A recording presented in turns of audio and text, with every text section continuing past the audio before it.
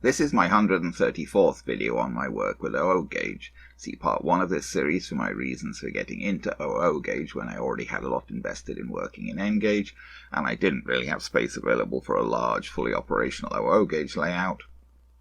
Also see my lengthy series on my N gauge railway modelling for smaller and more complex scenery and smaller scale trains running. This part is another rolling stock unboxing, review and running session, this time of Hornby's LMS Suburban train pack, R3397. I actually have several Hornby train packs that I've acquired over the past year or so I'll probably get around to reviewing a number of these in the not too distant future, all being well. I had my eye out for this one for a while, but I only just got it. Since my prototype for OO gauge modelling is LMS operations in the 1930s, all of the train packs that I have bought fit in with that, and this one certainly does. It's a handsome box too. As the box here clearly shows, this train pack represents a typical LMS small suburban train from the 1930s, a Fowler 4P264 tank engine in LMS lined black livery, and 3 LMS 57-foot Stanier non-corridor coaches. This pack was, I believe, released in 2016, and represents Hornby's latest tooling as of this video for this loco and these coaches. Even the sides of the box are nicely done, showing the whole train coupled up. And the back of the box shows the components again, with product identification information, etc. I do think that Hornby train pack boxes like this were nice items in themselves. Unfortunately, it seems that many Hornby train packs now come in this kind of generic box, which is not in any way attractive in itself, at least not to me, and gives no real clue as to the contents. Economy, yes, but not very appealing, and so hardly great marketing. This pack also came with a limited edition certificate. Frankly, I find this sort of thing pointless. I personally have no interest in it, and in any case Hornby don't even support it properly, since it seems that recently if the first limited run sells out, they just make more. Still, it seems that the pack I bought was number 396 of the original limited run of 1,000. The operating and maintenance instructions that came with the pack were just the standard thing for the Fowler loco. Although instructions are given here for fitting the brake rigging to the loco, it came pre-fitted in my pack. The contents of this side of the instructions aren't very accurate either, as they show fitting a NEM pocket at the front via a cutout. A NEM pocket of this kind was actually provided in the detail pack, but it was pointless as the loco came with a different type of NEM pocket already built into the front pony truck. You can see the motor removal instructions here. This version of the Fowler 4P comes with a 5-pole skew-wound can motor. I don't know the designation of this type of motor if it has one. The earlier versions of the Fowler 4P tank came with the XO4 motor for quite a while, and then I believe there was an intermediate version with the M7 motor, although I don't have an example of that. Here's the set removed from the box. The components were held in a foam block with a clear plastic cover taped over the top. Detail packs for each item were in small holes on the left.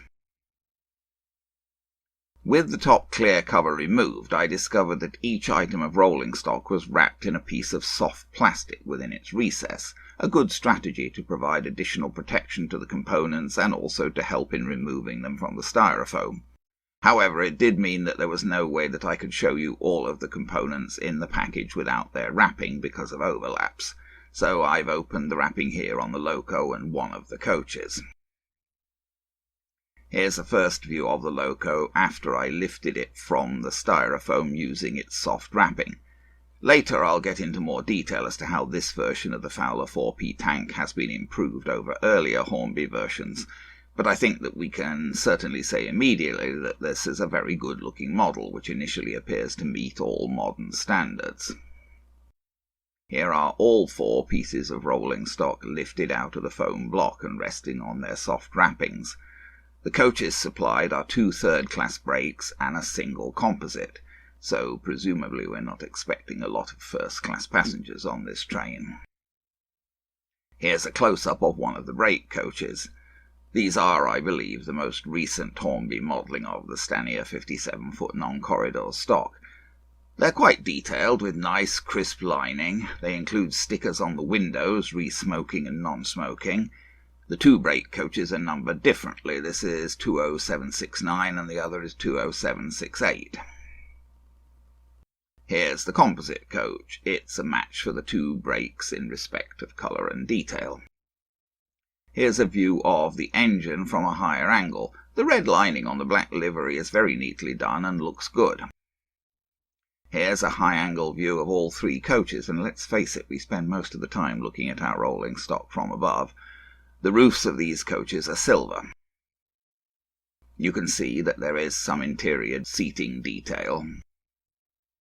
Here's the detail pack for the loco. Not much really. Most detail parts, including the brake rigging, came pre-fitted, although there are instructions for fitting the brake rigging in the paperwork. The NEM pocket at bottom left here is actually irrelevant for this loco model, as it doesn't have NEM pocket fittings of that type. The instructions indicate that you can either fit a front coupling or fit the front steps, which are seen here. I can't really see how the presence or absence of a front coupling would affect the front steps, although I can see that fitting the front steps would affect the ability of the model to negotiate tight curves. The older Hornby models of the Fowler 4P tank that I have do not have front steps. The set included 3 of these packs, 1 for each coach. They provide alternate couplings of an odd proprietary type that can be inserted into the NEM pockets optionally. The coaches come with standard tension lock couplings fitted. Here are all of the components on my workbench. I figured that I would use the special alternate couplings, as I've tried them before and they seem to work quite well, providing slightly closer and less obtrusive coupling between the coaches. My camera seems to photograph models better on the bench than on the test track. It doesn't seem to like the white background on the test track for some reason. You can see some of the detail on the loco model here. Fine handrails and pipes, sanding pipes, and nicely proportioned and coloured running gear. Here's the composite coach on the bench. You can see the smoking and non-smoking signs and the interior seats, differently coloured in the first class compartment area.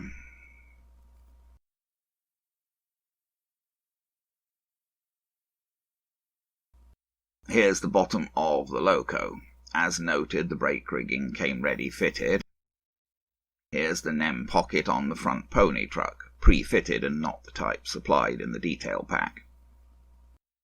Here you can see the brake rigging better, and the sanding pipes, which actually have some detail on them rather than just being straight pieces of wire. There are pickups on all of the driving wheels, but not on the trucks. Here's the back bogie with its tension lock coupling fitted. Here you can see the loco coupled up to a coach with the tension lock couplings that came fitted. Here's that same coupling of loco and coach, now using the alternate couplings. It's a little closer, but still not all that close. There's a train going by outside now. Here's a close-up of the alternate couplings themselves. I went ahead and fitted the alternate couplings to all of the coaches. I fitted one to the back of the loco and left a tension lock coupling on one end of one of the brake coaches, as I only had 6 alternate couplings. 2 came with each coach.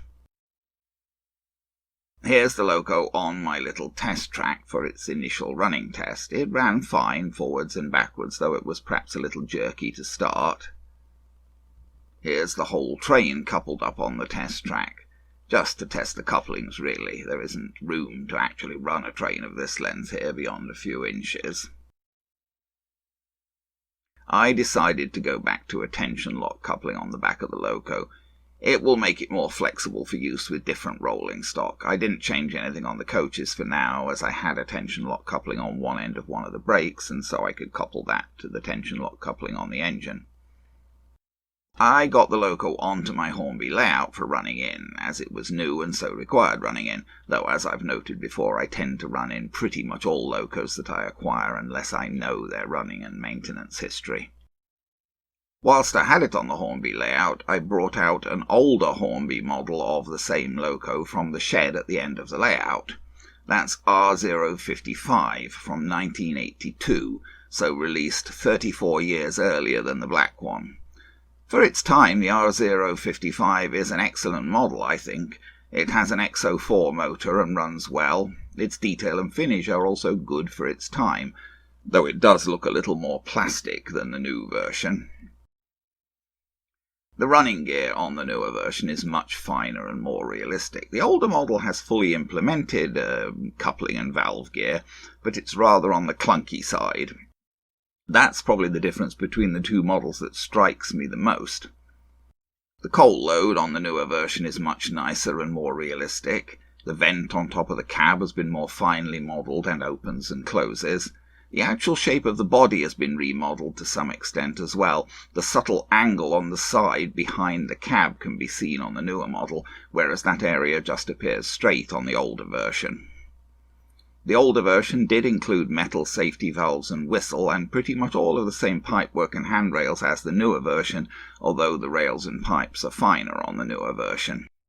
The newer version has sprung buffers and NEM couplings, neither of which feature, of course, is present on the version from 1982. Anyway, now let's briefly see the new version running in, and then we'll proceed to running both versions with trains.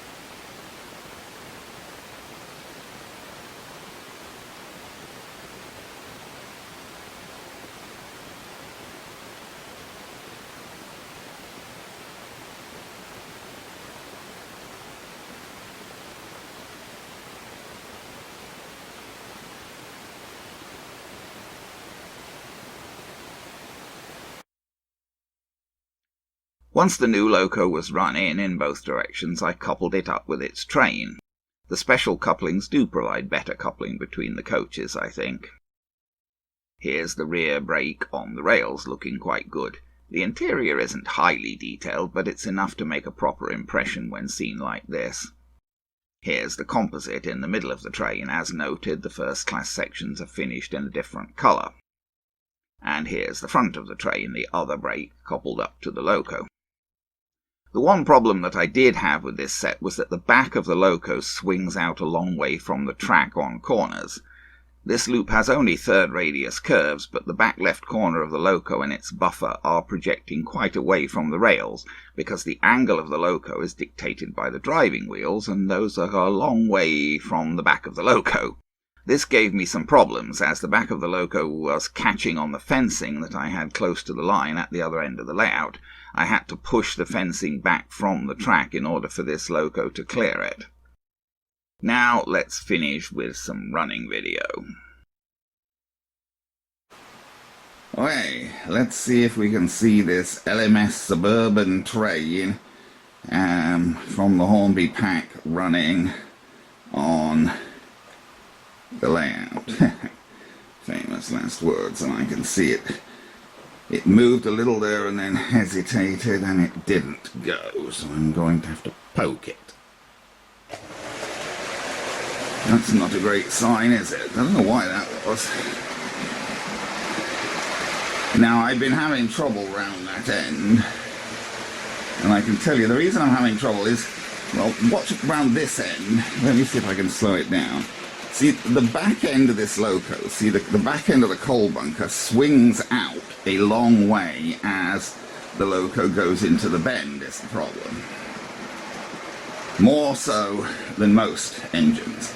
The back end of the end of the loco's coal bunker, because it's got four wheels at the back, it's got a pony truck at the back, and it's lining, but the line up is you know, the angle of the loco is basically, see how that back end is sticking out the back left corner of the loco?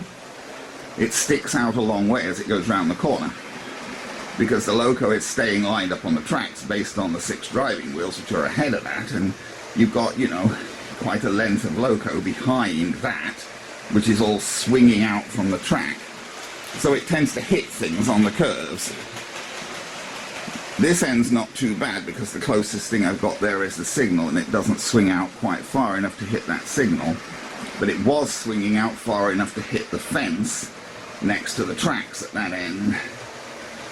And I've pushed the fence back a bit, but if the fence moves forward again, the back of the loco, see, as we go, see, look, see how that back left corner swings out strongly as the loco goes round the corner? Oh well. If it hits the fence, it'll derail things. If it hits the fence, that will probably cause the back pony truck, or the back bogie, I beg your pardon, of the loco to derail. Let's watch it all go across the level crossing. They're very nice coaches, these. So the coaches are not a problem.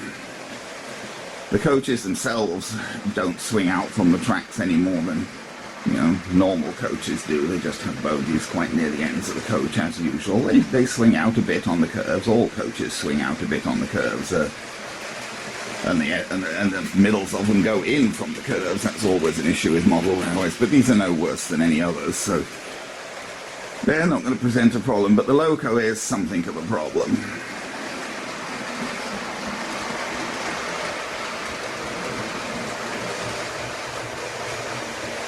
Right around there, it tends to hit the fence. That's my fault for having the fence too close, I guess, but I thought I'd got over problems with it, because pretty much everything else I got was running okay without a problem. I'm going to stop him in the station a minute here. We'll bring him up gently into the station, and in the station, but I don't have a handheld controller plugged in for it. Can I plug a hand-in controller?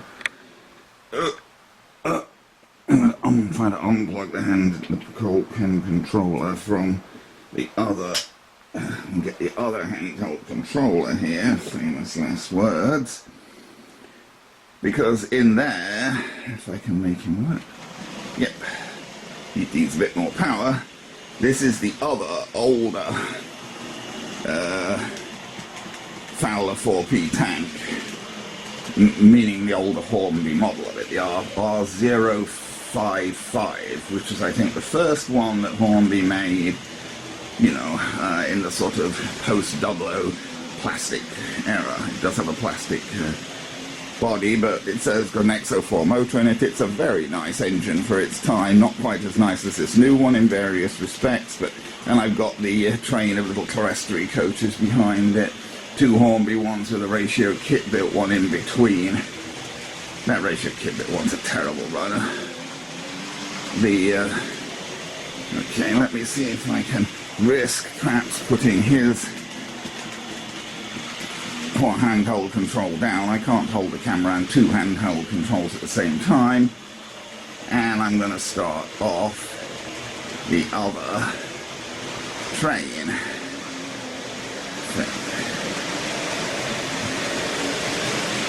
And we'll come down and they'll pass each other. Yes, there you go. We're running about 40% here for both of, well, maybe 50% for the red one because he needs a bit more power, but I'm trying to run them both pretty slow, you know. So there you go, the beginning of Hornby's modelling of the, well, post-W era, anyway, modelling of the Fowler 4P, and so far the end of it. That black one is the most recent one they've done. Not to say they won't do another, but they haven't done one since they did that black one.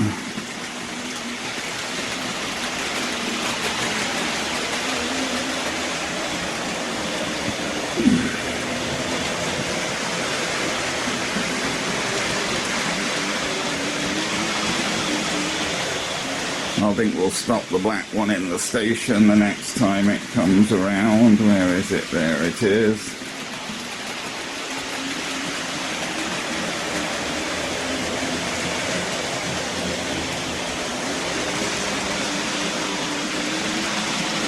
I'm watching the back of it rather than the front because I'm trying to draw the carriages up neatly in the station. Now we'll see if we can draw the other one up neatly in the station. Yes, he's at 50.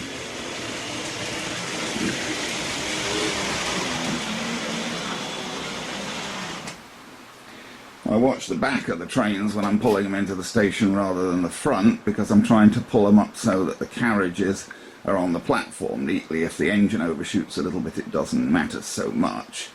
Well, there you are. The Hornby Suburban train pack and a sort of older LMS Suburban train with the earlier Fowler 4P and Clerestory coaches.